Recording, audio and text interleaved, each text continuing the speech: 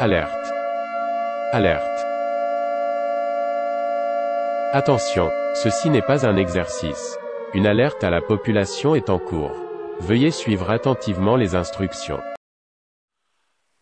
Mesdames, Messieurs, peuple congolais, chers membres de la diaspora, chers membres de la résistance, chers patriotes, individuellement et collectivement, du nord au sud, de l'est à l'ouest et au centre, tant au niveau citoyen qu'intellectuel, politique, militaire, religieux et ou spirituel. Je vous informe que le despote 10 étoiles, des crimes multiformes et multidimensionnels et de la haute trahison, M. Denis Sassou Nguesso, est comme d'habitude en vadrouille. Et où? En Chine. Et pourquoi? C'est parce que la nature a horreur du vide. En effet, nous avions tout renoncé pour notre liberté, dignité et souveraineté de peuple. Et comme la nature a horreur du vide, Sassou Nguesso a déployé maintenant cette mission de jouer l'équilibre entre l'Occident collectif à travers la France-Afrique et l'Union européenne et les Américains, et le Sud global représenté par la Russie et la Chine, au détriment bien sûr de nos peuples congolais, mais pour les intérêts de ces forces globales, dont l'Occident et le Sud global représenté par la Chine et la Russie. Et on ne voit que du feu. Tant que nous ne prenons pas notre responsabilité de peuple au niveau civil et militaire, nous allons continuer à être humiliés copieusement. Au moment où la population est en train de mourir là-bas de faim, de manque d'hôpitaux, de soins, de nourriture et de point, mais là, il est toujours en vadrouille pour ses propres intérêts et les intérêts de ses donneurs d'ordre, qui n'y sont pas seulement français, c'est-à-dire France-Afrique, ou européens, mais ils sont désormais aussi dans le sud global, dans la Chine et la Russie. Méfiez-vous des apparences. Alors, si on analysait les décors, c'est-à-dire le côté visible, et l'envers du décor, c'est-à-dire le côté invisible de cette vadrouille en Chine, je vous informe qu'il n'est pas emballé, il n'était pas emballé d'aller là-bas. Mais pourquoi il est allé là-bas? C'est ce que je vais vous expliquer. D'abord, le côté visible, c'est-à-dire de cette vadrouille, qu'on appelle les décors. Le décor est le suivant. La Chine va fêter les 80 ans de la fin de l'invasion japonaise en Chine, et notamment en Mandchourie. Ce fut pendant la Seconde Guerre mondiale. Et d'ailleurs, le 3 septembre, il y aura une très grande parade militaire jamais organisée par la Chine. Donc, ils ont sélectionné quelques invités africains triés parmi les fidèles de ces missions du Sud global. Donc, voilà. Donc, vous avez compris. Donc, Sassou est là dans cette mission-là. Et donc, comme d'habitude, là où il y a les fêtes, et autres, donc ils vont en profiter de cette fête-là qui va se passer le 3 septembre, mercredi 3 septembre. Il y aura des grandes parades militaires et autres jamais organisées par la Chine depuis la Seconde Guerre mondiale. Et donc, donc lui, il va se montrer et autres, donc on en connaît. Pendant ce temps, nous sommes en train de tout perdre là-bas. Un pays, le peuple, l'éducation par terre, la santé par terre, les conditions de vie par terre, la justice par terre, la sécurité par terre, mais il va douiller, donc il va, voilà. Donc, vous avez tout compris, un peuple qui renonce à sa liberté, à sa dignité et à sa souveraineté, voilà les résultats.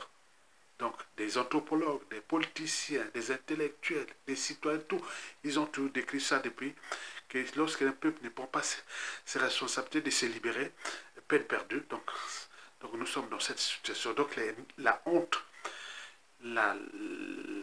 l'indignité, la lâcheté et le déshonneur est collectif. Mesdames, Messieurs, voilà pour les décors. Donc, il est là-bas sous prétexte de aller assister à cet événement-là, et je ne sais pas pourquoi on l'a sélectionné. Voilà. Maintenant, analysons l'envers du décor, c'est-à-dire le côté invisible.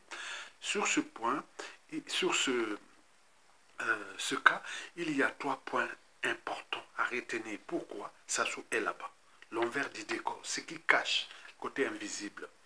Donc, je l'ai sélectionné pour vous 3 points essentiels. Le premier point essentiel sur 3, c'est le FOCAL. Le FOCAL, c'est le Forum de coopération économique sino-africaine, où Denis Sassou Nguesso, sous prétexte que c'est notre pays, mais c'est Denis Sassou Nguesso qui est co-président ou assure la co-direction des initiatives et programmes mis en place en 2024. Donc on a créé un forum qui s'appelle le FOCAL, Forum de coopération économique sino-africaine. Le Congo est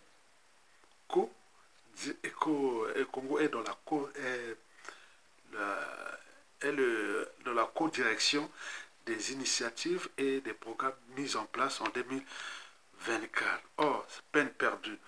Parce que Sassou Nguesso, on connaît son CV. Hein? Comment quelqu'un qui n'a pas su gérer son pays, comment aller être à la tête de ces initiatives et programmes économiques, pourquoi faire? Donc, il y a fiasco. Et donc, il va là-bas, il va rendre les comptes à la Chine. Parce que la Chine comptait sur ce forum de coopération économique sino-africaine, où Sassou, durant un an, n'a rien foutu. Mais c'est logique. Il n'a pas géré son pays, comment il va gérer un genre de programme comme ça. Donc, lui il cherche là où il y a des magots. Vous savez que Sassou est devenu un escroc international. Il cherche là où il y a blibling.